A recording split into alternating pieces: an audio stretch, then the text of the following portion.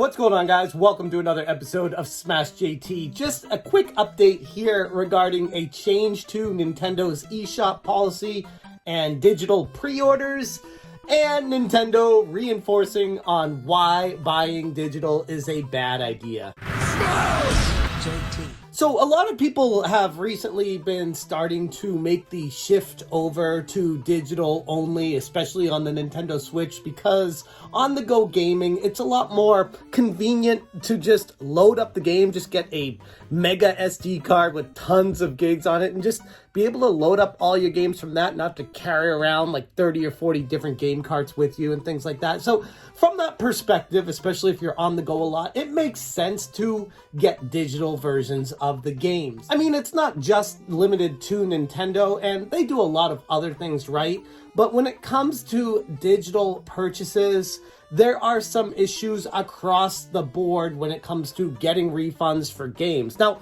I don't want to say you're going to get a refund for every game you want to buy, and obviously it's just going to turn into a mess when you try to do that, but I'm saying, like, say you buy a game day one, you've been looking forward to, and it blows. You're screwed. Like, there's nothing you can do about it. You drop, we'll say, $60 on a AAA title, and it's just not good, or it's not what you thought it was, and you're mad about that. Too bad, so sad. You drop $60 on the digital store, or more if it's like a special edition with extra stuff in it. You're stuck. That money is lit on fire and disappeared. As far as you're concerned, there's nothing you can do about it.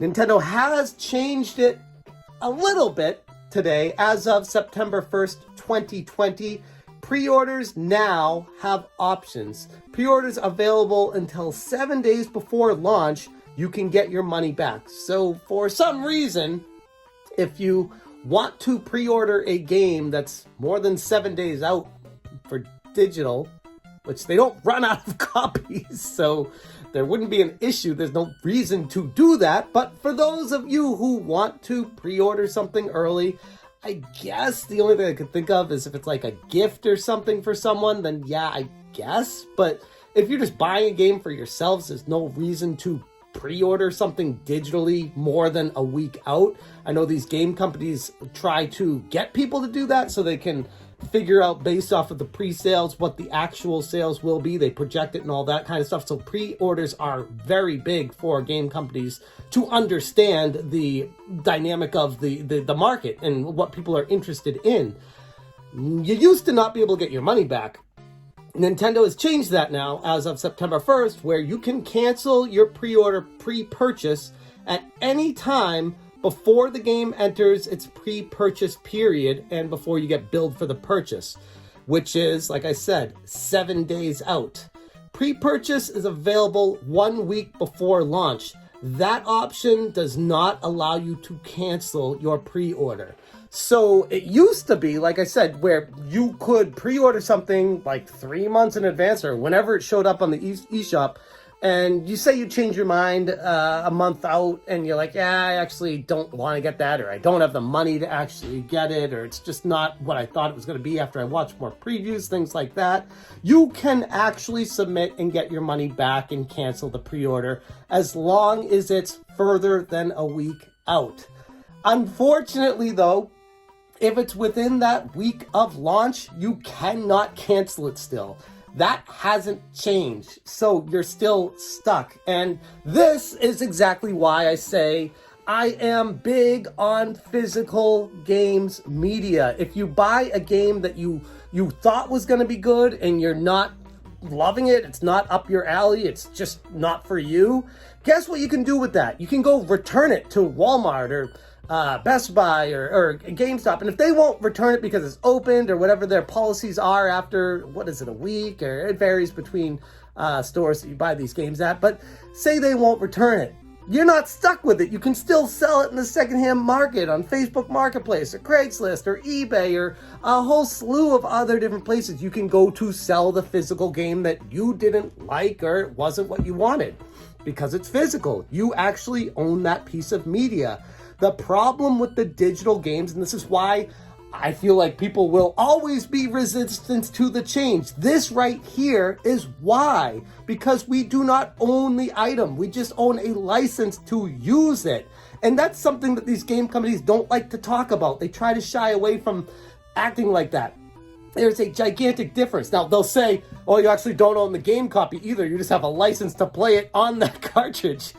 Okay, whatever, it's your nomenclature you want to use, but reality is, if you have the game cartridge, you can sell it and make money. So that's how the world works. That's the reality of the situation. When it comes to digital items on the eShop, though, or anywhere, I mean, outside of Steam, I believe you can get refunds for, and I think on Xbox, don't quote me on this, but I believe it's within a week, but there's still no guarantee they'll refund you for it. PlayStation, I believe, does like a one-time exception, but I don't know if they've changed that. These policies are always constantly changing and fluctuating, and no guarantees for refunds at any point of any time with digital purchases. So buyer beware. Be cautious if you ever want a game digitally. Don't pre-order it. Wait.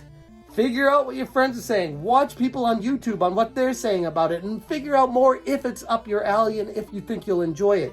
Pre-ordering, pre-purchasing, pre-loading a game just to play it at midnight could end up being a gigantic mistake. Now, obviously, outside of the gigantic titles out there, we're talking like the first party Mario mainline series games or Pokemon series games, but even that Pokemon was pretty divisive during the last launch of that.